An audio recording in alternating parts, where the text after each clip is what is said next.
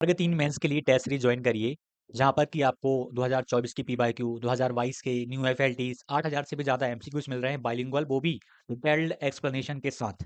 यह सारी फैसिलिटी आपको देखने को मिलेगी। परिश्रम ग्रुप की लिंक तो आपको मिलती ही है। और विस्तृत व्याख्या के साथ, विस्तृत व्याख्या जब आप देखेंगे ना, प्रश्न एक आएगा 2024 के हैं, कहीं नहीं मिलना ये देखिए बाइलिंगुअल दिया हुआ है पूरा का पूरा हमने कंटेंट। यहाँ पर आप देखेंगे ये इंग्लिश बाइलिंगुअल है, बाइलिंगुअल पूरा कंटेंट है, यहाँ पर आप देख सकते हो। और किसी भी प्रश्न का आप जब देखोगे ना, बाइलिंगुअल ही देखने को मिलेगा। जैसे कि 40 धरोहर पूछी गई, पूरा का पूरा बाइलिंगुअल दिया, उसके बाद जो आवश्यकताएं थी उसकी, वो तक हमने दे दी, ताकि आप उनको एक बार कर पाओ ऊपर ऊपर, ताकि आपको याद रहे। अब जैसे 40 धरोहर में कैसी क्या धरोहर थी वो तक बताया, ए टू जेड कवर किया। डिस्क्रिप्शन में सक्सेस क्लासेस की लिंक हमने दी हुई है। एप्लीकेशन को डाउनलोड करिए और वर्ग 3 मेंस के लिए टेस्ट सीरीज को ज्वाइन करिए। धन्यवाद। Welcome to success classes. आप सभी का बहुत बहुत स्वागत है। और जो मैंने कहा कि वर्ग 3 पात्रता परीक्षा 2024 के पीएसपी द्वारा बनाए गए ताज़े ताज़े प्रश्नों को हम करना चालू करेंगे। और शिफ्ट वाइज आज 10 नवंबर शिफ्ट 1 के मैंने प्रश्नों को लिया हुआ है। और यह सीरीज आपके लिए बहुत ही कारगर सिद्ध होगी। बहुत ही हम अच्छे से पढ़ेंगे चीज़ों को। मेरी कोशिश रहेगी कि आपको कुछ ऐसे तरीके बता जाऊं, कैलकुलेशन के ऐसे तरीके बताऊं, या सॉल्व करने की ऐसी ट्रिक आपको बता दूं कि बहुत कम टाइम में आप आंसर कर पाओ, और वो भी गलतियां ना हो। प्रश्नों को हल करने में कम से कम टाइम में आपका उत्तर भी आए। वर्ग 3 चयन परीक्षा की तैयारी करने वाले, वर्ग 2 गणित चयन परीक्षा की तैयारी करने वाले दोनों अभ्यर्थियों के लिए यह सारे प्रश्न बहुत ही महत्वपूर्ण सिद्ध होंगे, क्योंकि अभी हाल ही के द्वारा ईएसबी ने प्रश्नों का निर्माण किया। मतलब एक नया पैटर्न आपको देखने को मिलेगा, नए प्रश्न आपको देखने को मिलेंगे, लेवल आपको पता चलेगा किस तरीके के टीचिंग में प्रश्न बना सकता है। 2022 की तुलना में 2024 के जो लेवल है वो अच्छा रहा है। तो मेंस में थोड़ा सा और अच्छा लेवल रह सकता है, लेकिन लेवल इसके ही इर्द गिर्द रहेगा। बहुत ज़्यादा टफ नहीं, बहुत ज़्यादा आसान नहीं, मॉडरेट लेवल तक वो लेके जाएंगे। तो ये सीरीज बहुत काम आएगी। स्टार्टिंग में ही दो तीन बातें आपसे कहूँगा कि वीडियो को आप ज़रूर शेयर किया करें, आप वीडियो को लाइक कर दिया करें। मैं बार बार कभी नहीं बोलूँगा, बीच में स्टार्ट होगा एक बार पढ़ाना, अंत तक हम चलता रहेगा। लेकिन आपका भी कर्तव्य बनता है कि आप और लोगों तक और ग्रुप्स में इन वीडियोस को साझा करो, वीडियो को लाइक करो, ताकि मेरा भी इंकरेजमेंट हो, प्रोत्साहन मिले, खुशी हो कि काफ़ी सारे अभ्यर्थी जुड़ करके तैयारी कर रहे हैं, मेहनत कर रहे हैं। आपकी मेहनत करने से मुझे भी मेहनत करने का एक जुनून मिलेगा कि यार इतने सारे अभ्यर्थी रिक्वेस्ट कर रहे हैं, मेहनत कर रहे हैं, तो क्यों ना मैं उनके लिए मेहनत करूं। क्योंकि एक-एक घंटे यहाँ पर बैठना, मतलब लाइट चला के आँखों के सामने, मतलब लैपटॉप के सामने, कंप्यूटर के सामने बहुत चैलेंजिंग टास्क रहता है। बिल्कुल कंसंट्रेशन फुल रहना। तो आपसे इतनी सी तो रिक्वेस्ट मैं करता हूँ। चलिए स्टार्ट करते हैं अपनी आज की क्लास को। उसको स्टार्ट करने से पहले वर्ग 3 मेंस की जो टेस्ट सीरीज आपने नहीं लगाई है, उसको लगाइएगा। पहला वाला सभी के लिए निःशुल्क था, विस्तृत व्याख्या के साथ में 959 अभ्यर्थियों ने लगाया। हाईएस्ट अभी 120 गया, 115, 113, फिर इस प्रकार से नंबर है। 100 से ऊपर देखिए काफी सारे अभ्यर्थी गए हैं। 100 से ऊपर का बहुत सारे अभ्यर्थी लगा रहे हैं टेस्ट को। लगभग 64 बच्चे 100 प्लस गए हैं। तो आप इस टेस्ट को लगाइएगा। बाकी आप ईवीएस के भी 25 टेस्ट अपलोड कर दिए। और आप जब विस्तृत व्याख्या देखोगे ना, ईवीएस में ये 25 टेस्ट अपलोड कर दिए आज ही, चैप्टर वाइज हैं, और भी करेंगे यदि सिलेबस में कुछ परिवर्तन रहा। ये सेकंड वाला टेस्ट निःशुल्क है, आप ईवीएस वाला भी लगा के देखिए। जैसे एक प्रश्न आया, नासा का प्रश्न था, आप विश्वास नहीं करेंगे, उसको तो हमने समझाया, अन्य विकल्पों की व्याख्याएं भी दी, महत्वपूर्ण बिंदु भी समझाए। नासा आया तो नासा के बारे में सारी चीजें बता दी। 1958 में स्थापित हुआ, वॉशिंगटन डीसी में इसका मुख्यालय है। बाकी नासा के प्रमुख लॉन्च प्रोग्राम अपोलो, अपोलो के बारे में, स्पेस शटल हो गया, जेम्स वेब टेलीस्कोप हो गया, मंगल अन्वेषण कौन कौन से हैं, ये क्यूरियोसिटी का तो परसेवरेंस का तो प्रश्न भी बना था आपका भी हाल ही में। आर्टेमिस का बता दिया हमने, आर्टेमिस कौन कौन से, मतलब इतना डिटेल जा रहे हैं हम कि आपका जिस लेवल तक का पेपर बनता है ना, प्री में बना है या मेंस में बनेगा, हर लेवल को टच किया हुआ है। देखिए कितनी बाइलिंगुअल दिया है, ऐसा नहीं कि केवल एक भाषा में। चलिए आज की अपनी क्लास को स्टार्ट करते हैं, और आपको बहुत फायदा होगा। मैं कैमरे को ऑफ कर देता हूं, ताकि आप अच्छे से उसको देख पाए जो भी मैं लिखूंगा वहां पर। चलिए स्टार्ट करते हैं। पहले वाले प्रश्न को हम हल करेंगे। चलिए स्टार्ट करते हैं। फर्स्ट क्वेश्चन है, इसमें पेडागोजी के भी प्रश्न है। आज हम किसका करने जा रहे हैं, मैंने आपको बताया 10 नवंबर शिफ्ट 1 2024 के प्रश्नों को शिफ्ट वाइज ही अपनी सीरीज चलेगी, और ये सीरीज आपके लिए बहुत ही फायदेमंद होने वाली है। इससे आप वो कर पाएंगे जो आपने सोचा नहीं, मतलब सिलेक्शन में कारगर सीरीज सिद्ध होगी। चलिए पहला वाला प्रश्न है, निम्नलिखित में से किसे विज्ञान का जनक माना जाता है? गणित को दी गए विकल्पों में से कोई नहीं, जीव विज्ञान या फिजिक्स। तो विज्ञान का जनक कौन है? विज्ञान का जनक है गणित, mathematics is the father of science. ठीक, ये सिंपल सा प्रश्न था, काफी सारे अभ्यर्थी इसे आसानी से कर सकते थे। अगला प्रश्न है, 10 घंटे 20 मिनट की यात्रा करके सीना 3:45 पर अपने गंतव्य पर पहुंचती है। उसने अपनी यात्रा कितने बजे शुरू की? एक और चीज एक बताता हूं आपको, कि जब आपको लगे कि यार हिंदी के ट्रांसलेशन में गड़बड़ी है, तो आपको अंग्रेजी का जरूर पढ़ना है, क्योंकि अंग्रेजी के ट्रांसलेशन को सही मानते हैं। देखिए यहाँ एएम पीएम में चीजें दी हुई हैं, पीएम में दिया हुआ है, यहाँ लिखा ही नहीं उन्होंने, ना मॉर्निंग लिखा ना इवनिंग लिखा। ठीक, तो चलिए, तो आप ना जब भी जैसे कि 3:45 पीएम वाली बात आ गई, तो मुझे ये बताइए कि एएम और पीएम कब से कब तक चलता है? मैं कहूं आपसे रात 12 बजे से आपका दोपहर दोपहर 12 तक आपका एएम चलता है। सही है ना? रात जैसे ही 12:01 हुए आपका एएम लग गया, दोपहर के जब तक 12 नहीं बज जाएंगे तब तक आपका एएम चलता रहेगा। और दोपहर 12 के बाद दोपहर 12 के बाद आपका एएम चलेगा, सॉरी पीएम चलेगा, शाम को भी आपका पीएम चलेगा, रात के 12 तक, रात के 12 तक आपका पीएम चलेगा। तो एक और चीज याद रखिएगा, दोपहर 12 से रात 12 तक आपका क्या चल रहा है? पीएम चल रहा है। तो दोपहर 12 के बाद जो 1 बजेगा ना, वो आपका 24 घंटे वाली घड़ी में 13 भी बजेगा। तो 2 बजेगा, 24 घंटे की घड़ी में आपका 2 कितना बजेगा? 14। जो 3 बजेगा आपका पीएम में, वो 24 घंटे वाली घड़ी में कितना बजेगा? वो 15 बजेगा। अमित भैया ये बताओ कि यार हम कंफ्यूज हो जाएंगे, पीएम में यदि 24 घंटे में बदलना है। कुछ नहीं करना, 12 प्लस करिए, 12 प्लस करिए, 24 घंटे वाली घड़ी में आंसर ला पाओगे, है ना? जैसे मान लीजिए मैं कहूं आपका पीएम का 3 बज रहा है, मतलब 15 बज रहा है 24 घंटे की घड़ी में। चलिए इस वाले प्रश्न को एक कंसेप्ट भी देखेंगे हम। अब करते हैं, ये तो पीएम था, प्रश्न को करते हैं भैया। 13:45 गंतव्य पर पहुंच जाती है, 10 घंटे 25 मिनट की यात्रा करके। तो यात्रा कब शुरू करी? मतलब इस टाइम में से, इस वाले टाइम में से हमें इस टाइम को माइनस करना पड़ेगा। ये वाला समय इसे मैं 15:45 नहीं लिख सकता क्या 12 ऐड करके, क्योंकि ये वैल्यू काय में दी है? पीएम में दी हुई है। मैं 24 घंटे वाले में मैंने बदल लिया।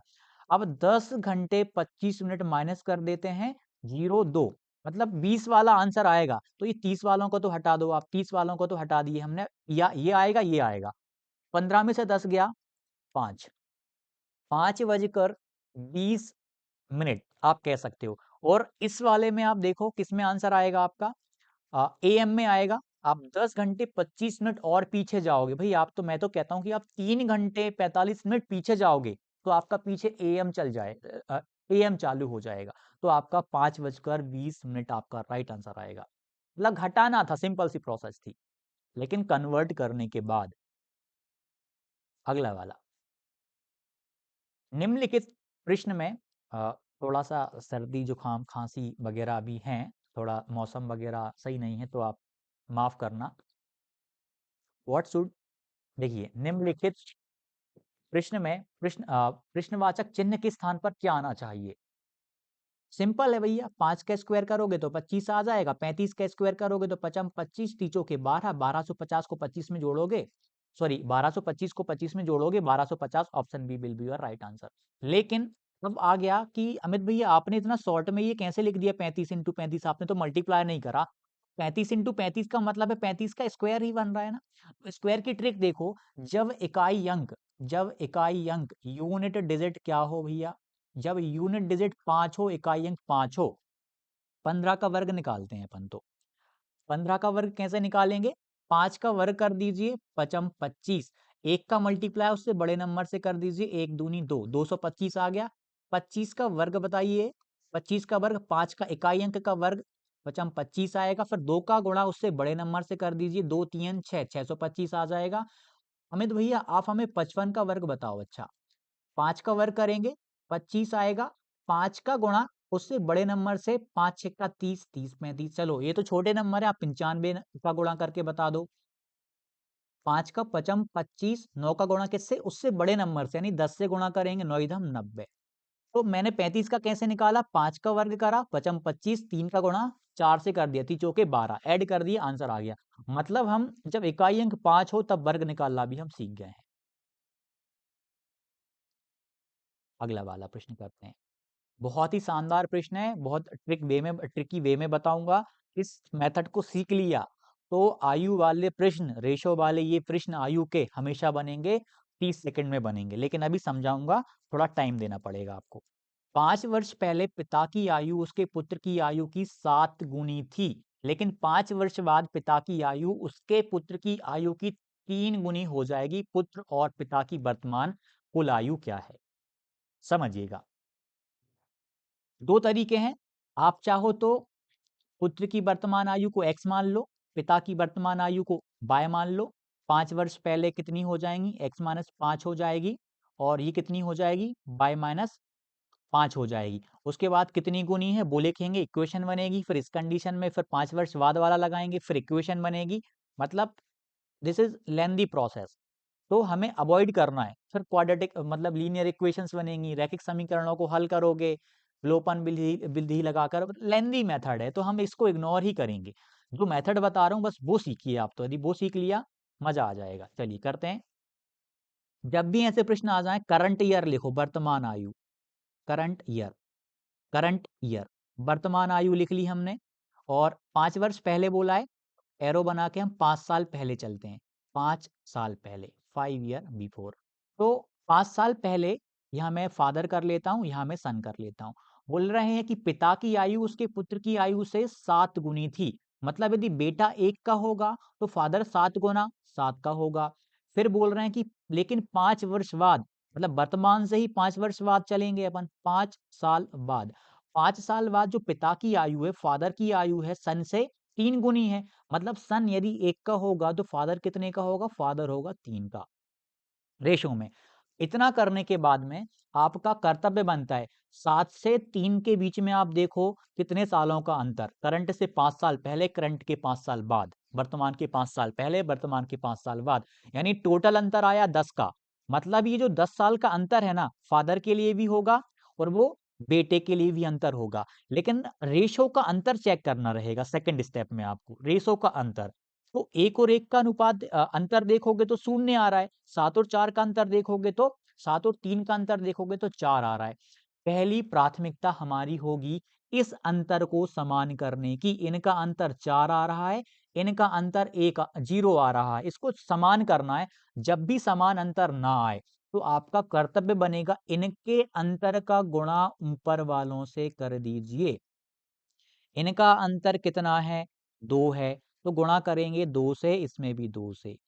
अब इनका अंतर कितना है भैया, इनका अंतर है 6, तो नीचे वालों को 6 से गुणा करेंगे, 6 से गुणा करेंगे, तो तीछिंग 18 बना, 6 एकम 6 बना। और ये कितना बनेगा, मैं यहीं लिख दे रहा हूँ, 14 बनेगा, और ये आपका बनेगा 2, और ये 18 बना, 6 बना। आप देखो 14 18 का अंतर 4, 2 और 6 का अंतर कितना, 4। मतलब अब बात बन जाएगी। तो अब मुझे बताइए, 14 और 18 का अंतर 4 है, रेशो में अंतर कितना, 4। इस 4 की वैल्यू कितनी है, 10 साल, कितनी है, 10 साल। तो मुझे बताओ 1 की वैल्यू कैसे निकालेंगे, 4 उधर चला जाएगा, 10/4 आ जाएगा ईयर में। इसे आप और हल कर लोगे तो आपका 5/2 आ जाएगा, राइट। अब हमें 18 की वैल्यू निकालनी है, ये तो एक यूनिट की वैल्यू आ गई। 18 की वैल्यू निकालने के लिए क्या करेंगे भैया, 5/2 का मल्टीप्लाई 18 से कर देंगे, 2 से कैंसिल करो 9, तो 9 पंजे 45। मतलब फादर की आयु कितनी आ गई, 45 साल आ गई। कितनी आ गई, 45 साल। चलो सन की भी निकाल लेते हैं, वैसे कुल आयु का योग पूछा हुआ है। सन की निकालेंगे तो सन कितने का है, 6 का, 6। तो 5/2 था। एक की वैल्यू कितनी थी? एक की वैल्यू 5/2, तो 6 की वैल्यू 2, 3 3 5 15। तो बेटा कितने का हो जाएगा? 15 का। 5 साल बाद पिताजी 45 के हैं, तो वर्तमान में 5 साल पहले कितने रहे होंगे? 50 के रहे होंगे। और बेटा 15 का है 5 साल बाद में, तो वर्तमान में 10 का रहा होगा। दोनों की आयु को जब आप, सॉरी, मैंने ये 5 साल पहले 40 आएगा। I am really really sorry. कितना आएगा भैया? 40 आएगा। 40 और 10 को आप ऐड कर देंगे, क्योंकि पुत्र और पिता की कुल आयु का आयु पूछी है, तो दोनों की आयु मिलकर वर्तमान वाली आयु कितनी हो जाएगी? 50 हो जाएगी। ये आपका राइट आंसर होगा। एक दो क्वेश्चन में और इसको आप देखोगे तो जल्दी हो जाएगा। 30 सेकंड लगते हैं वैसे इसमें, लेकिन समझाने के उद्देश्य मैंने बताया।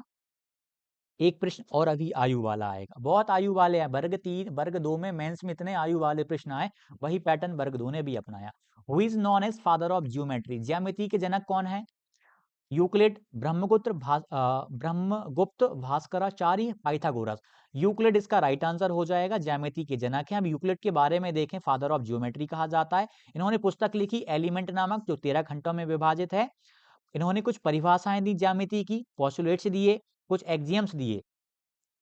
अब इसमें ब्रह्मगुप्त के बारे में जानकारी है। भास्कराचार्य की किताब होती लीलावती, बहुत शानदार किताब है, याद होनी चाहिए। प्रश्न पूछा था वर्ग 3 पात्रता में किसी शिफ्ट में, मुझे याद है।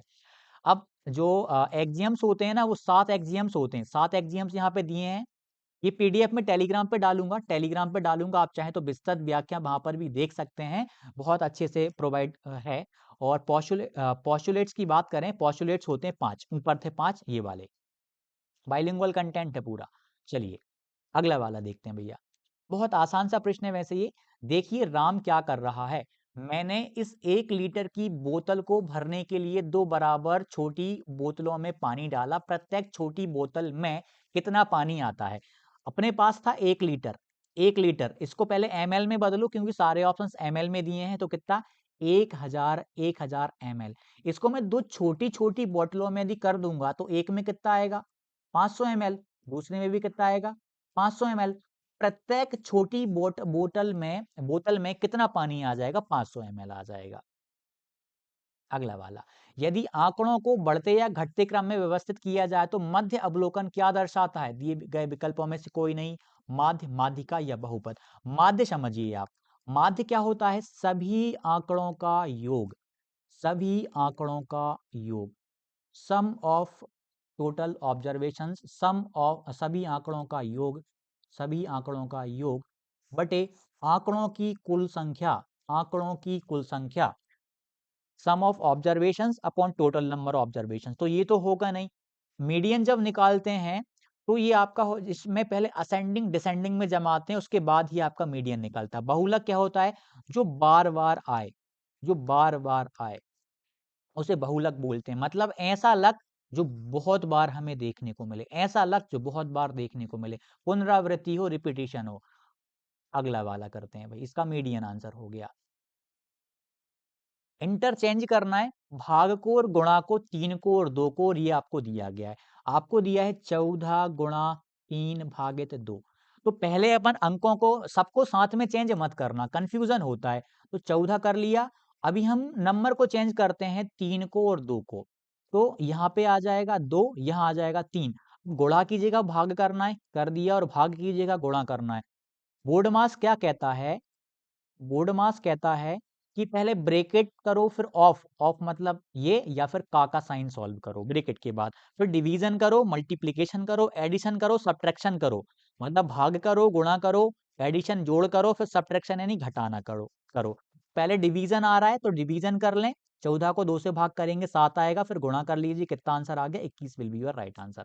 Option D. अगला वाला करते हैं।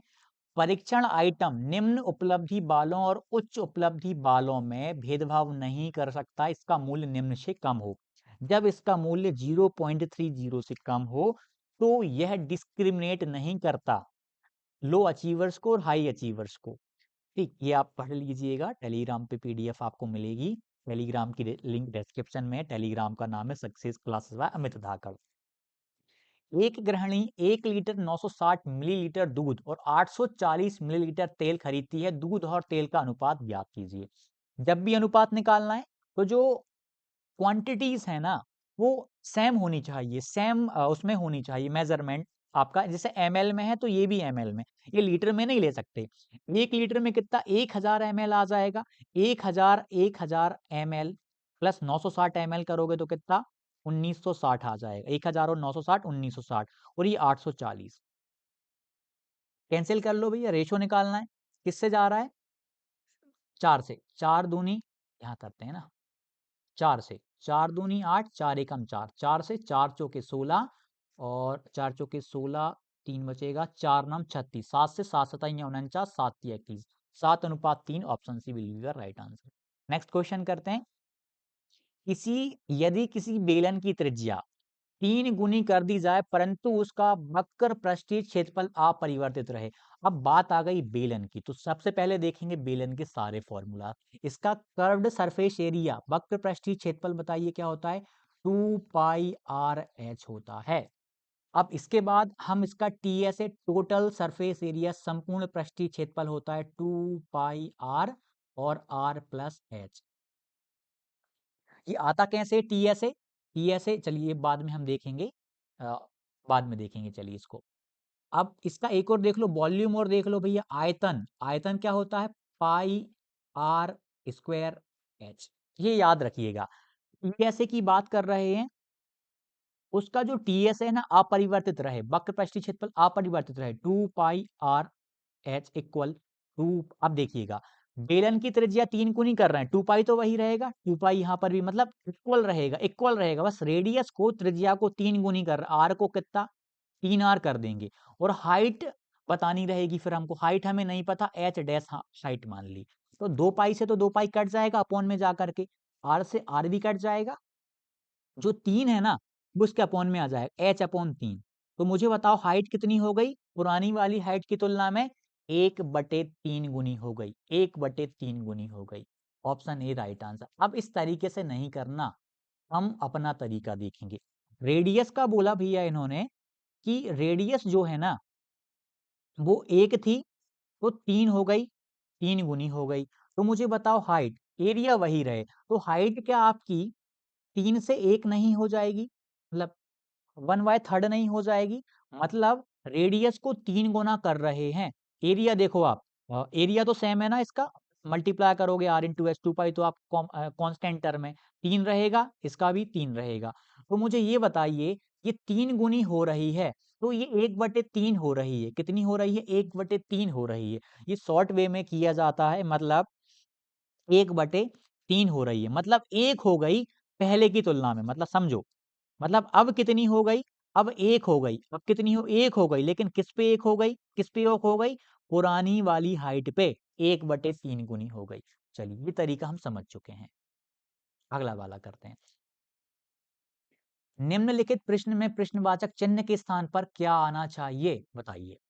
सिंपल सा क्वेश्चन है, इकाई अंक से कर सकते हैं, बहुत आसान है। मल्टीप्लाई करिए, माइनस कर दीजिए। मैं इकाई अंक से करके बताता हूँ, सभी के इकाई अंक अलग अलग हैं। पहले तो ये पॉइंट हटा लेते हैं, इसको बड़ा कर लेते हैं ताकि आपको आसानी हो।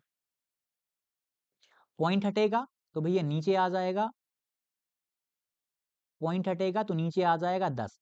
कैंसिल कर लें, 5 दूनी 10, 5 से 5 एकम 5, 5 चौके 20, 5 एकम 5। ये देखिए 5 एकम 5, 2 5 चौके 20 बचेगा, 5 चौके 20, 5 एकम 5। 2 से कर लो इसको, 2 ही छिंग 12, 2 चौके 8। अब गुणा करोगे 141 और 64 का, तो मुझे बताइए इकाई अंक, एक का गुणा 400 करोगे तो कुछ ऐसी वैल्यू आएगी, इकाई अंक तो 4 रहेगा। और ये वाली पूरी वैल्यू जब इधर पे आएगी, ये प्लस की इस तरफ आएगी तो माइनस हो जाएगी। क्या हो जाएगी? माइनस हो जाएगी। और इकाई अंक तो संख्या का 4 है, तो इकाई अंक में से इकाई को घटाओ ना, 9 में से 4 जाएगा तो क्या आ जाएगा? 5 आ जाएगा, मतलब इकाई अंक आपका 5 आएगा। तो आपका right answer option number D हो जाएगा। ये तरीका हो गया। इकाई अंक का एक और कंसेप्ट हम चलिए बाद में देखेंगे, अभी हमने इसमें समझ लिया। मान लीजिए यहाँ पर 2 होता, फिर क्या करते आप? तो इसको इसमें 10 ऐड कर देते या एक कैरी ले लेते तो 12 में से माइनस करते। ये कंसेप्ट हम बाद में देख लेंगे, लेकिन आप समझ गए हैं इसको। इकाई अंक से कितना आसानी से, नहीं तो ये मल्टीप्लाई करोगे फिर सब्ट्रैक्ट करोगे, लेंथी प्रोसेस। ये वाला बहुत प्यारा सा प्रश्न है ये भी।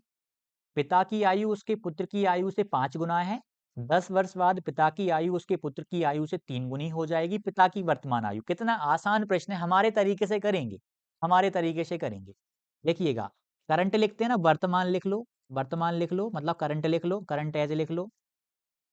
पिता की आयु, फादर की जो आयु और सन की आयु, फादर की आयु 5 गुनी है, मतलब बेटे की 1 होगी तो फादर की 5 गुनी होगी वर्तमान में।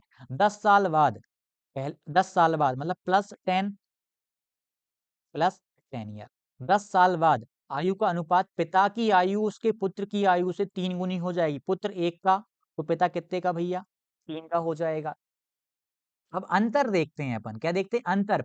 यहाँ पे तो 10 साल का अंतर है, इसके लिए भी 10 होगा, इसके लिए भी 10 साल बाद हो रहा है, तो इनका अंतर कितना है, 5 और 3 का अंतर 2 है, इनका अंतर 0 है।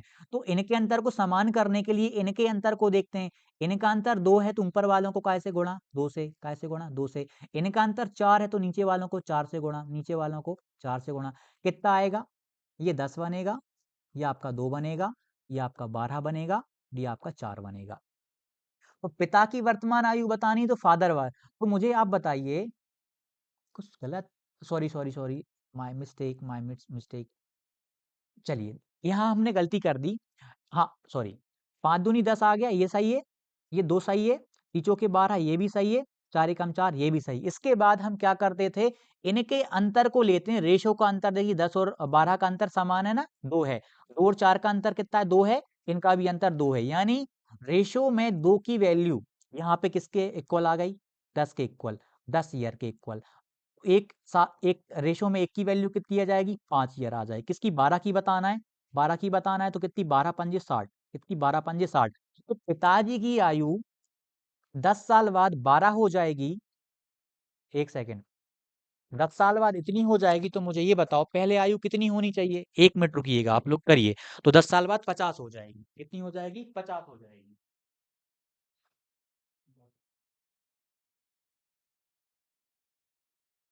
हाँ, जब तक इसको सॉल्व करिए आप।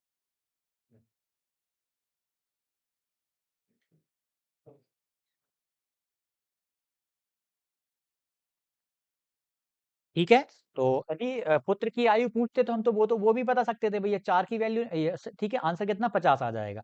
मान लीजिए आपसे बेटे की आयु पूछी होती तो आप वो भी बता पाते, पिता और पुत्र की आयु का अंतर पूछा होता, वो भी बता पाते। जो पूछना है भैया वो पूछ लो, हम बता देंगे इस मेथड से। और एक चीज रिक्वेस्ट है भैया, कभी कभी गलती हो जाए ना कैलकुलेशन में तो माफ करिएगा, कोई सा भी शिक्षक हो, आप ही क्यों ना हो, हम जब पढ़ाते हैं या पढ़ते हैं तो थोड़ी बहुत कभी कभी मिस्टेक्स हो जाती हैं, छोटी मोटी। तो उनको इग्नोर कीजिएगा, अपनी मेंटेलिटी, कुछ अभ्यर्थियों की मेंटेलिटी देखिए, वो ट्रोल करने लगते हैं। चलिए अगला वाला देखते हैं भैया। The ratio of 360 months to 2.5 years. आपको अनुपात बताना है, 360 माह है, 360 माह है और 2.5 साल का। तो ये वर्ष में है, इस 2.5 साल को आपको काय में बदलना पड़ेगा, महीने में बदलना पड़ेगा, ये समान होने चाहिए। तो मुझे बताओ 2 साल में कितने महीने हो जाएंगे, 24 मंथ हो जाएंगे, और आधे साल में 12, तो कितना बना, 36 बना, कितना बना, 36 बना। कैंसिल हो रहा है, 36 धम 10, नहीं नहीं, 6 3, कुछ मिस्टेक कर दी, 12 दूनी 24, सॉरी 24 और 6 ऐड करना है इसमें, 24 और 6 ऐड करना है, ये 6 0 3 30, एक जीरो से एक जीरो कटेगा, 3 से कटेगा एक बार में, एक 11:1 आपका आंसर आएगा। दो 11:12:1 आंसर आएगा। 3 से करोगे एक बार में, दो बार में, 12:1 आपका option number B right answer आ जाए। ये मैंने छोटी सी मिस्टेक यहाँ पे कर दी, लेकिन ऑप्शन में वो था नहीं। तो ध्यान रखिएगा भाई, आधे साल में कितने महीने होते हैं, 6, और ये 2 साल में, पूरे पूरे 2 साल में 24 हो जाएंगे। तो आपका 24 महीने और 6 महीने, यानी टोटल आपके 2.5 साल में 30 महीने हो जाएंगे। 30 से भाग दे दोगे 360 को, जीरो से जीरो कैंसिल होगा, 3 से भाग करो, एक बार में 3 कट जाएगा, दो बार में आपका ये कट जाएगा, 12:1 आपका राइट आंसर आ गया।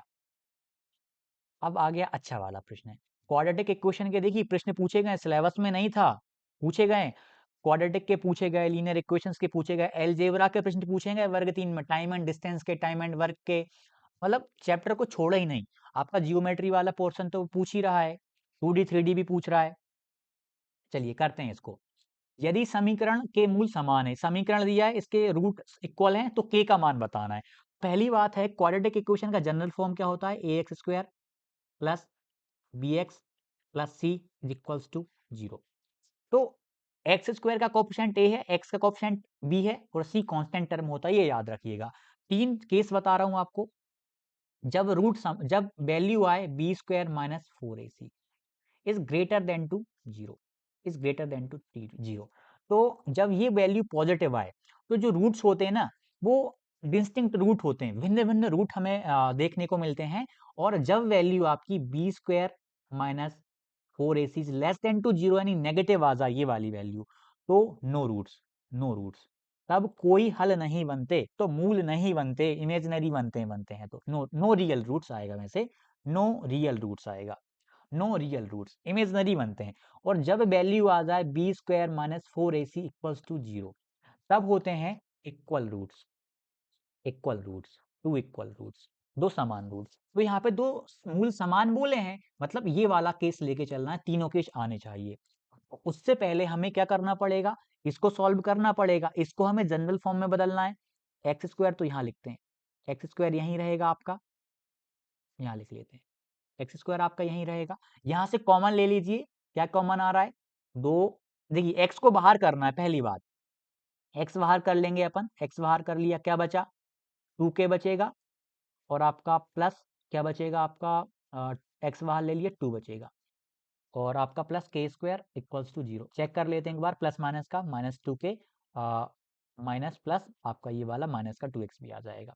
तो मुझे बताइए ए की वैल्यू मिल गई आपको, ए की वैल्यू आपको 1 मिल गई, बी की वैल्यू आपको मिल गई माइनस 2k प्लस 2 मिल गई, और सी की वैल्यू आपके पास यहाँ से आपकी के स्क्वायर आ गई। अब हम क्या करेंगे, फॉर्मूले में वैल्यू पुट करेंगे, B square 4ac equals to 0, क्योंकि दो समान मूलों के लिए यह होता है, इसको बोलते हैं डिस्क्रिमिनेंट विविक्तकर। आप वैल्यू पुट करें, माइनस ब्रैकेट में रख लेते हैं, माइनस ब्रैकेट में 2k प्लस 2, और फिर इसका बी स्क्वायर कर देंगे, माइनस 4ac, 4 इंटू ए की वैल्यू 1 है, सी की वैल्यू आपकी के स्क्वायर है। तो माइनस का जब वर्ग करेंगे तो ये तो प्लस 1 जाएगा, कोई मतलब नहीं, केवल इसका वर्ग करो, ए प्लस बी का होल स्क्वायर, ए स्क्वायर 2k का स्क्वायर क्या आ जाएगा, 4k स्क्वायर आ जाएगा, टू बी स्क्वायर यानी 2 का स्क्वायर 4 आ जाएगा, प्लस 2ab, 2 2 8k आ जाएगा, माइनस 4k स्क्वायर आ जाएगा। कुछ कट रहा है क्या, कट रहा है, इक्वल में 0 था सबके। तो यहाँ से आपका आ गया, आप 4 को आप उस तरफ ले जाओ, 8k यहीं रहेगा आपका, 4 उस तरफ जाएगा तो माइनस का 4 हो जाएगा, k की वैल्यू आ जाएगी -4/8, कैंसिल करोगे -1/2 आपका राइट आंसर, -1/2 यानी ऑप्शन सी आपका राइट आंसर आ जाएगा। अगला वाला करते हैं। त्रिविमीय वस्तुओं की ज्यामिति समझाने के लिए शिक्षक द्वारा निम्नलिखित में से किस संसाधन का उपयोग किया जाता है, एक टेनिस गेंद, एक टेनिस गेंद, एक कमरा, एक हॉल का तल, एक बेलनाकार। किसको समझाना है भैया, ध्यान दीजिएगा, त्रिविमीय 3D को समझाना, 3 डायमेंशनल को। तो आंसर क्या आएगा, ऑप्शन दिए हैं, बी को छोड़कर सभी आएंगे, डी को छोड़कर सभी आएंगे, ए को छोड़कर सभी आएंगे, सी को छोड़कर सभी आएंगे। 3D को समझाना है तो टेनिस गेंद 3D होती, ये तो आएगा, कमरा भी 3D होता है, ये भी होता है, हॉल लेकिन 2D होता है, लेंथ और विड्थ होती है, और बेलनाकार छड़ क्या होती, 3D होती। 3D का मतलब जैसे कि आपका क्यूब हो गया, क्यूबॉइड हो गया आपका, आपका कौन हो गया, शंकु हो गया, मतलब घन घनाभ शंकु, आपका बेलन हो गया, सिलेंडर, आपका बेलन हो गया, ये सब आपके 3D होते हैं। लेंथ, विड्थ, हाइट आपको जिनमें देखने को मिलती है। 2D में क्या होती है, लेंथ होती है और विड्थ होती है। 2D में कौन आ जाएगा, जैसे आपका ये आ जाता है, वर्ग आ जाता है, आपका रेक्टेंगल आ जाता है, आपका सर्किल आ जाता है, सर्किल, सर्किल, वृत्त, वृत्त, गोला आपका 3D में आता है, गोला जो स्क्वायर बोलते हैं जिसको, वो किस में आता है, 3D में आता है, और आपका सर्किल यानी जो वृत्त है वो आपका 2D में आता है, इतना याद रखिएगा। तो आपका सी छोड़कर, क्योंकि सी वो जो तल था वो एक रेक्टेंगल या स्क्वायर टाइप का बनेगा। अगला वाला, एच डब्ल्यू भैया आपके लिए सिंपल इंटरचेंजिंग वाला है, इसको देख लीजिए, आप करिए। अगला वाला करते हैं अपन, घनमूल बताना है, क्यूब रूट बताना है, इसका क्यूब रूट बताना है आपको। क्यूब रूट क्या आएगा, पॉइंट के बाद में 3, पॉइंट के बाद में 3 और 6 डिजिट है, तो इतना तो कंफर्म है कि पॉइंट के बाद में 2 डिजिट आएंगे, ये आंसर नहीं होगा, ये आंसर नहीं होगा, ये भी आंसर नहीं होगा, चेक ही नहीं करना, ये आएगा। और 1 का तो आप निकालोगे तो 0 1 आपका आ ही जाएगा। मान लीजिए क्यूब रूट निकालना होता है, पॉइंट के बाद 9 डिजिट होते, पॉइंट के बाद कितने डिजिट बचते? 3 बचते। तो बहुत बेसिक सा क्वेश्चन था। निम्नलिखित में से प्रश्न में प्रश्नवाचक चिन्ह के स्थान पर क्या आना चाहिए? क्वेश्चन मार्क की वैल्यू बताना है। पहले तो कट कर लेते हैं। 8 से कट जाएगा 8 दूनी 16, 13 से कट जाएगा 13 दूनी 26, 7 सतैया 49 बन जाएगा नीचे का, और ये नीचे का 49 पूरे 49 को कट कर देगा। 15 2 9 बचा। तो अब इतना हम समझ गए कि 5 दूनी 10, मतलब 15 दूनी 30, मतलब इकाई अंक तो कहीं ना कहीं 0 आएगा, तो ये तो आंसर होने ही नहीं है, ये तो आंसर होने ही नहीं है। अब 9 भी आ रहा है मल्टीप्लाई में, 9 से भी डिविजिबल होंगे यदि हम डिविजिबिलिटी रूल से जाएं, तो ये जो डिविजिबिलिटी रूल है वो काम नहीं करेगा। ठीक, 5 का में तो है, नहीं करेगा, मल्टीप्लाई ही करना पड़ेगा। 15 दूनी कितना आ जाएगा? 30 गुणा 9 गुणा 4, 3 दूनी 6, ऐसे कर लो। 9 तिया 27, 270 आ जाएगा, ये गुणा है। 4 का गुणा करेंगे, 4 का 0 0, 7 चौके 28 का 8 आ जाएगा, कैरी का 2 जाएगा, 4 दूनी 8, 9 10 180 आ जाए, गुणा 6 करेंगे, 6 का 0 में जाए 0, 8 छिंग 48 का 8 आ जाएगा, कैरी का 4 जाएगा, 6 का 0 में 0, 4 6 एकम 6, 64 80 आपका राइट आंसर आ जाएगा। ठीक, 64 80। अब आपसे बोला है कि आपको इसका मान बताना है। जब आपको ऐसा दे दिया जाए, जैसे मान लीजिए आपको दे दिया 8000 दे दिया, तो ये आपको इसमें आपको क्यूब रूट निकालना है। और जब आपसे कुछ बोला नहीं गया ना, कुछ नहीं लगाया, इसका मतलब होता है यहाँ पे 2 होता है। क्या होता है? 2 होता है। ये आपका स्क्वायर, इससे स्क्वायर रूट है। अब 576 किसका आएगा? 576 आपका 24 का होता है, वैसे याद होने चाहिए। ठीक, या फिर आप ऐसे भी कर सकते हो, 576 को क्या करोगे आप? फैक्टर करके 2 2 के पैर बनाओगे और बाहर करोगे, लेकिन ये तरीका नहीं। मैं आपको स्क्वायर याद 1 से लेके 100 तक के स्क्वायर याद करवा देता हूँ। देखिए 5 वाली ट्रिक मैंने आपको बताई थी। चलो 85 का स्क्वायर निकाल के बताओ कैसे आएगा? इकाई अंक 5 है तो 5 25 का 5, 8 का गुणा किससे करोगे? 9 से करोगे, 8 9 72। जब इकाई अंक 5 हो तब ये ट्रिक काम करती है, लेकिन जब इकाई अंक कुछ भी हो, 5 भी हो तब भी आ जाएगी, तब भी काम करेगी ट्रिक। मान लीजिए हम निकालते हैं 23 का निकालते हैं भैया, 23 का वर्ग निकालेंगे। तो पहले अंक का वर्ग करिए, 3 का स्क्वायर 0 9, मतलब 2 अंकों में लिखना है, 2 अंकों में लिखना है। 3 का वर्ग वैसे 9 होता है, लेकिन 0 9 लिखेंगे। 2 का वर्ग कितना होता है? 4 0 4। फिर इनका आपस में गुणा कर लीजिए, 2 3 6 6 दूनी 12, एक अंक छोड़कर उसको आप लिख दीजिए, लिख दिया, जोड़ दीजिए 9 2 5, आ गया ना 529। 24 का निकालते हैं, 4 का वर्ग 4 चौके 16, 2 का वर्ग 2 दूनी 4। अब गुणा कर लो इनका आपस में, 2 चौके 8 8 दूनी 16, 16 यहाँ लिखेंगे, 6 7 5, एक अंक छोड़ के 16 को लिखा था अपन ने, जोड़ दिया 576 आ गया। तो 576 था 24 का वर्ग। चलो अपन मान ले 51 का वर्ग निकालना है। 1 का वर्ग करोगे 0 1, 5 का वर्ग करोगे 55 25, आपस में गुणा कर लोगे, 5 1 5 दूनी 10, ऐड कर लो 1 0, एक अंक छोड़ के लिखा है 10 मैंने, 6 26 01। तो ये ट्रिक हर जगह काम करेगी। और भी ट्रिक हो सकती है, बेस मानने वाला 50 को बेस मानते हैं, 100 को बेस मानते हैं, लेकिन ये ट्रिक आपकी 1 से लेके 999 तक काम करती। लेकिन मैं अभी तक रिक्वेस्ट करूंगा, मैंने जब तक बताया नहीं, 1 to 99 तक ही यूज करना अभी आप इसको। ठीक, 1 से 99 तक के हमने स्क्वायर निकालना। चलो आपको मैं 25 का भी वर्ग निकालना बता देता हूँ। वैसे 25 का तो आपको पता है, 55 25, 5 का कर लोगे, 2 का गुणा 3 से करोगे, 2 3 6 625 आएगा। लेकिन जो अभी ट्रिक बताई उससे भी निकाल सकते हैं ना अपन, तो इसका कैसे निकालेंगे? निकाल के देखते हैं, चेक तो करते हैं, वेरीफाई कर किया जाए इसको। 5 का वर्ग करोगे 55 25, 2 का वर्ग करोगे कितना आ जाएगा? 2 का वर्ग 0 4, फिर 5 दूनी 10 दूनी 20, ऐड कर लो, 5 2 6, यहाँ से भी 625 आया। मतलब यदि 5 का रूल भूल भी गए, लेकिन ये वाला रूल मत भूलना जो अभी मैंने आपको ये वाला बताया। ये जो 20 है ना, एक अंक छोड़ने के बाद लिखते हैं, 2 5 10 दूनी 20, एक अंक छोड़ने के बाद लिखते हैं, फिर जोड़ देते हैं। आपको स्क्वायर याद होने चाहिए 1 से 30 तक।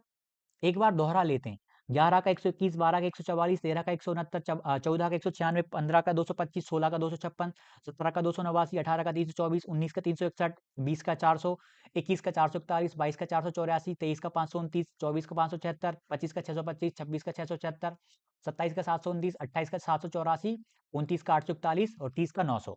और आपको क्यूब होने चाहिए 101 से लेके 20 तक मिनिमम।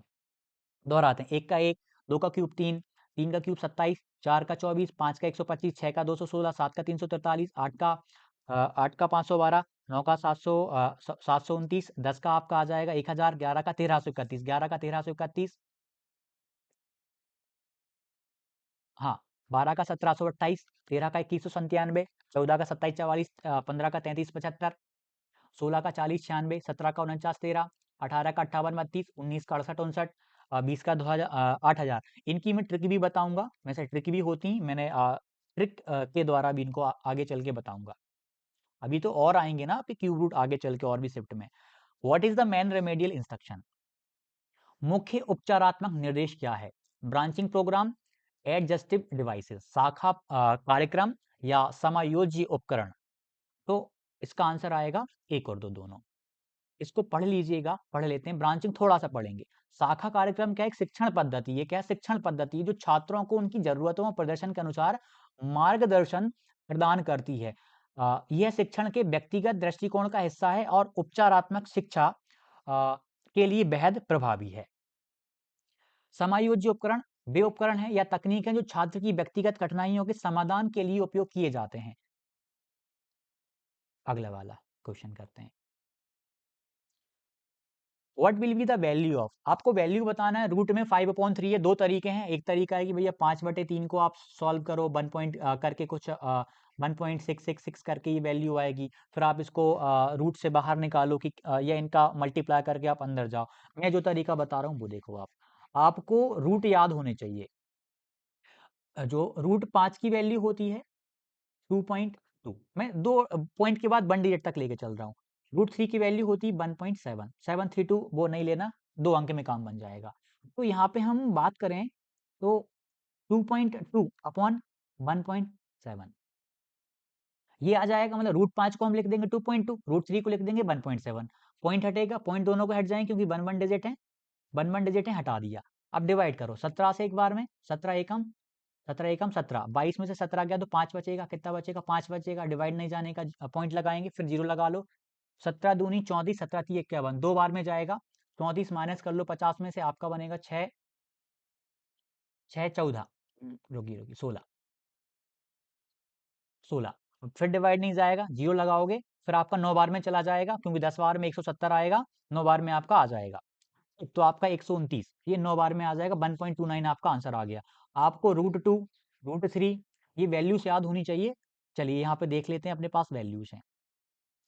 रूट 2 की वैल्यू 1.414 क्या है? रूट 2 की वैल्यू 1.414। रूट 3 की वैल्यू 1.732। रूट 4 की तो चलिए ये तो छोड़ दीजिए, याद है, ये भी याद है।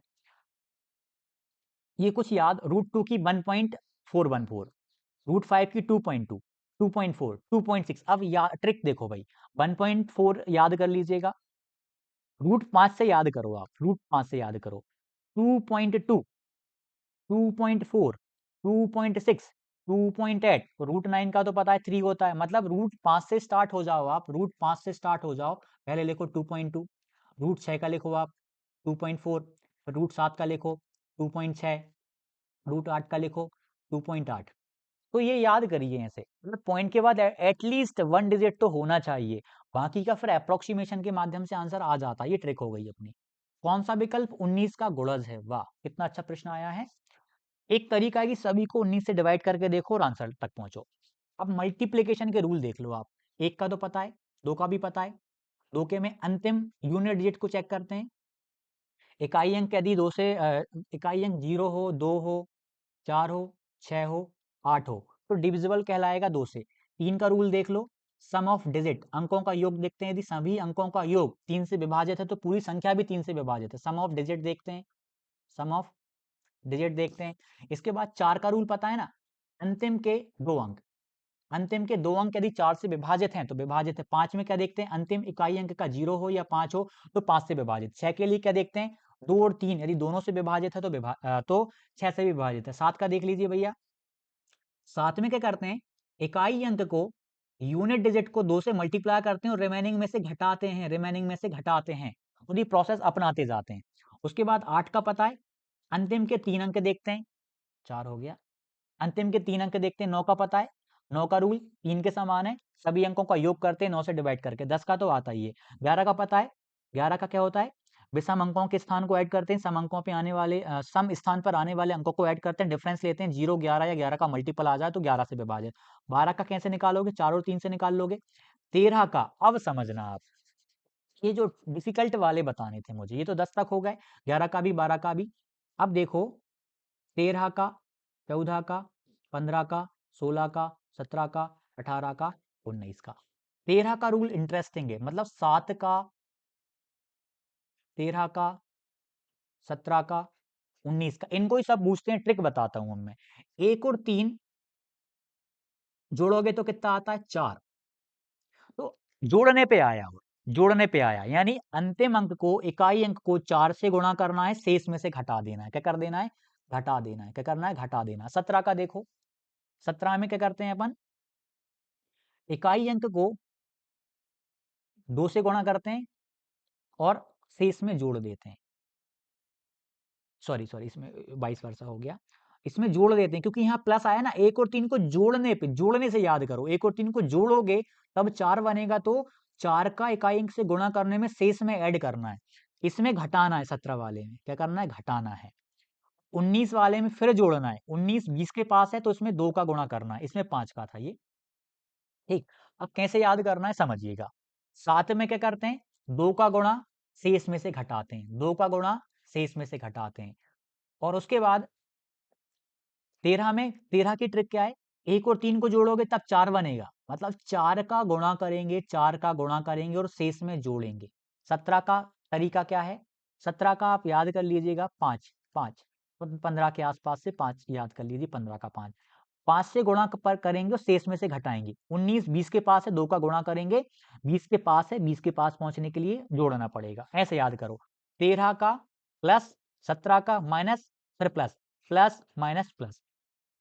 अब प्रश्न को सॉल्व कर लेते हैं, प्रश्न को सॉल्व कर लेते हैं। ऑप्शन नंबर ए को चेक करते हैं अपन, यही देखो भाई, 19 में 2 का गुणा करना है और जोड़ना है। अब मुझे बताओ, 1377 है, इकाई अंक को ऐसे गुणा करोगे 2 से, 7 दूनी 14, 14 को शेष में जोड़ दो, शेष क्या बचा, 137 बचा, 7 तो मल्टीप्लाई की प्रोसेस में चला गया, जोड़ दो, क्या कर दो, जोड़ दो, कितना आएगा, 11 का 1, 5, 1। फिर से नहीं बन रहा तो फिर आप दोगुना करो, डबल करो, 2 एकम 2, जोड़ दो, कितना आया, 17। क्या 17 19 से डिविजिबल है, नहीं है। चलो अब लास्ट वाले ऑप्शन को देखते हैं सीधा अपन, 1500 भैया 96 है। ये जो घटाने वाला है ना तरीका, सब में लगेगा, 7 में 13 घटाने या जोड़ने वाला। इसमें क्या करेंगे, 19 का रूल चेक कर रहे हैं, 2 से गुणा करो, 6 दूनी 12, 12 तो शेष में क्या करते हैं, 19 वाले में जोड़ते हैं, तो जोड़ दो। ये शेष कौन सा वाला, 159, ये जो है ना शेष है, ये रिमेनिंग रेस्ट वाला, 9 2 11 का 1 आ जाएगा, कैरी का बन जाएगा, 5 और 1 6 और 1 7 आ जाएगा, ये आ गया। अब वैसे तो आपको टेबल याद होना चाहिए, 170 बनाता है, नहीं है याद, चलो फिर से करते हैं। फिर शेष में 2 का गुणा, 2 एकम 2 कर दिया, मतलब इकाई अंक में 2 का गुणा कर दिया, शेष वाले में, शेष 17 बचा, 17 में ऐड कर दिया, कितना 9 आया, और ये अपना कितना आया 9, और ये 1 का 1, 19 आ गया। क्या 19 आपको डिविजिबल दिख रहा है, हाँ यदि ये दिख रहा है तो पूरा नंबर भी आपका डिविजिबल होगा। जितनी ज्यादा प्रैक्टिस करेंगे तो ये आपसे और अच्छे से बनेगा। क्यूब रूट आ गया, याद होने चाहिए, 8 का क्यूब रूट, इसका क्यूब रूट होगा 8 आएगा, क्या आएगा इसका, 8 आएगा। क्यूब रूट की ट्रिक होती है, स्क्वायर रूट की भी ट्रिक होती है, हम वो बाद में देख लेंगे। अब ये वाला देखिए, यदि a का 2/3 b के, अब डबल बार आ गया, b के 4/5 के बराबर है तो a अनुपात b बताना। a का 2/3, a का ऑप्शन देख लीजिए, जब तक आप बताइए क्या आएगा। a का 2/3, a का 2/3, b के 4/5 के बराबर है, बराबर है। तो इनको सॉल्व करते हैं, a/b, b को अपॉन में लेके आ गए, 4/5 को यहीं रखो, ये उस तरफ चला जाएगा, उस तरफ जाएगा तो 3/2 हो जाएगा, कैंसिल करो 2 में, तो कितना आ गया 6/5, तो 6:5 आपका आंसर आ जाएगा। चौथी कक्षा के छात्र करण को संख्याओं और गणनाओं में परेशानी हो रही है, उसे विकलांगता की समस्या है, संख्याओं और गणनाओं में प्रॉब्लम हो रही है, dyspraxia, dyscalculia, dysgraphia, dyslexia. Dyscalculia, जब भी कैलकुलेशन की बात आ जाए तो कैलकुलिया करो, कैलकुलिया मतलब कैलकुलेशन। प्रैक्सिया समझो ये मोटर स्किल है, मोटर संबंधी, मोटर मतलब देखिए देखिए आपने प्रेस वालों को देखा होगा, चलते फिरते रहते हैं, शारीरिक तौर पे गति करते रहते हैं, ऐसे याद करिएगा। डिस्प्रैक्सिया आ जाए, शारीरिक गति संबंधी है, मोटर से संबंधित है। ग्राफ आ जाए, हम ग्राफ बनाते हैं ना, लिख कर बनाते हैं, कैसे बनाते हैं, लिख कर बनाते हैं, कैसे बनाते हैं, लिख कर बनाते हैं, तो डिसग्राफ के लिखने संबंधी विकार है। डिसलेक्सिया, इसको याद किया है था मैंने लक्ष्य से, किससे, लक्ष्य से। लक्ष्य साबुन बोलने में मुझे कठिनाई होती, क्या होती है, कठिनाई होती, क्या होती है, कठिनाई होती, किसमें कठिनाई, बोलने में, लक्ष्य मुझसे बोलते नहीं बनता, ऐसे मैंने याद करा था। डिसलेक्सिया मतलब बोलने संबंधी विकार है। हाँ, ये डिसलेक्सिया इंग्लिश में ही है, डिसलेक्सिया, समझ गए। आप यहाँ पे पढ़ना चाहें तो ये मोटर कौशल की समस्या है, जिसमें शारीरिक गतिविधियों जैसे लिखने, दौड़ने या संतुलन बनाने में कठिनाई होती है। डिस्ग्राफिया आपका लिखने से जुड़ा हुआ है। डिसलेक्सिया भाषा और पढ़ने और भाषा से संबंधित है, वही बोलने संबंधी। चलिए अगला वाला, फाइंड द सम, सम करना है, नीचे का देखो भैया, एलसीएम लेंगे, इसमें सिंपल सा क्वेश्चन है, सभी को ऐड कर लो। 64, देखिए 64,521 तो आएगा ही आएगा, 64,521 तो 21 तो आएगा ही आएगा।